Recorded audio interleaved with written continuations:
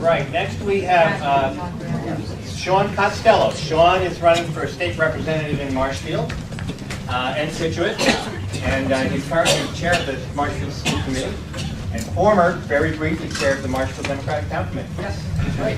Likely you'll miss it. I appreciate it. Thank you, Kevin. It's always good to be with the South Shore Democratic Caucus, but it's especially good here because I was looking around the room, and as far as I know, Chris Matthews is not here, so that's all.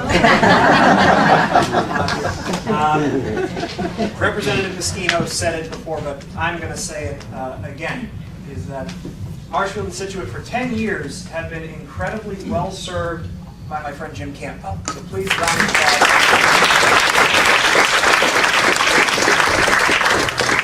Leave big shoes to fill, but I feel like I'm ready to do that. My name is Sean Costello. I'm a lifelong Marshfield resident. I'm a lifelong Democrat, and public service means a whole lot to me. I went to Stonehill College nearby after I graduated from Marshfield High School. And after I graduated from Stonehill, I worked on a couple of Democratic campaigns for a little while. In fact, many of you in the room, not just those of you from Marshfield or Scituate, but many of you in the room I know because we worked together on campaigns. My friends from Weymouth, I hear Kurt laughing in the back. It's been a pleasure working with all of you to advance those Democratic ideals, and I'm proud to stand before you as a candidate, a Democratic candidate for state representative. After I worked on those campaigns, I went to work at the State House. For the last 4 years, I've worked for State Representative Bruce Ayers from Quincy as his legislative director.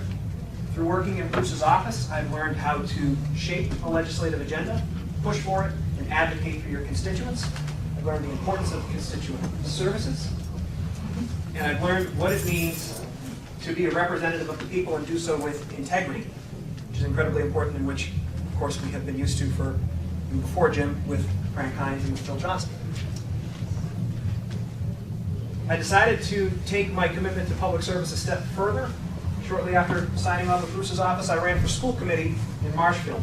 I was a relatively young guy at the time, and still a young guy, but at that time I was very wet behind the ears. And a lot of people were asking, "You're so young, why should we vote for you?" And I think it's been very clear in the events of this year that young people have the ability to change the world. It's for that reason and so many more that I decided to run for school committee, because I wanted the ability to impact students and do something good. I know I'm the best person to fill the shoes that are being left from Representative Cantwell because of my experience and because when I see something that needs solving, I work to solve it. When I first signed on to the school committee, there was an issue with standardized testing. They were trying to push for a change from MCAS to PARC testing, which is a whole strict series of tests. It's all technology-based, and they didn't give any sort of resources to school districts to do that. We fought against that. We're one of the first school committees in the entire region to do that. I'm very proud that the state heard the message loud and clear from us and many other school committees across the state that followed suit after we passed a resolution that I presented saying we don't need it. In 2016, when dark money and big businesses from Wall Street tried to come in and steal your public education with question 2, I knew it was time to step up and say, as a local school committee member, we can't have this. I worked with the No on 2 campaign, did a spot on WATD radio, and after I did that, I got a call from the campaign, and they said, "Hey, Chief, we think you did a really good job. Can we talk to you about doing something else for us?" And sure, maybe they want me to go on the radio again, whatever. They sat down with me and they said, "We need you to do something a little bit bigger." Before I knew it, I was sitting across the table from Jim Brody on WGBH, debating one-on-one with the woman leading the charge for question 2. A little daunting, but we had facts on our side.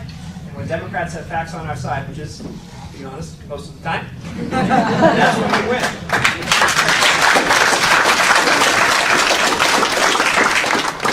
The number one issue that I heard about when I ran for school committee was the lack of tuition-free full-day kindergarten in Marshfield. They cost $3,000 per student to have full-day classes for public education.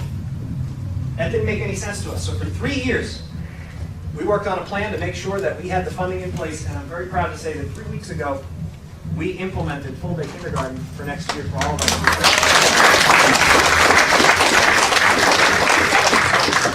I see an issue that needs solving, I go after it. That's what I'll do with the opiate crisis. That's what I'll do with our coastal infrastructure, and I hope to work with my friend Representative Moschino in doing that. By the way, I think we all know we really need to make sure Joan gets reelected, right?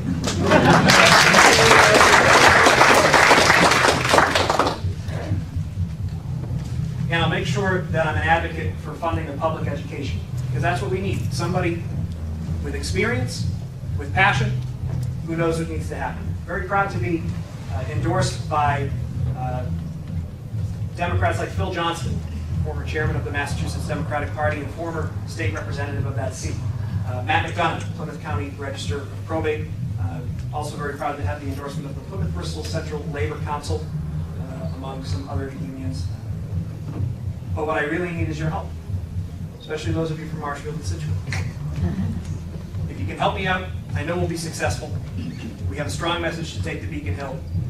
I fought for our students in Marshfield. I fought for our teachers. I fought for our parents. I will take that fight to Beacon Hill and fight for families in Marshfield and Scituate, not just for education, but for all these other issues that matter so deeply to our community. I appreciate your time. Thank you very much.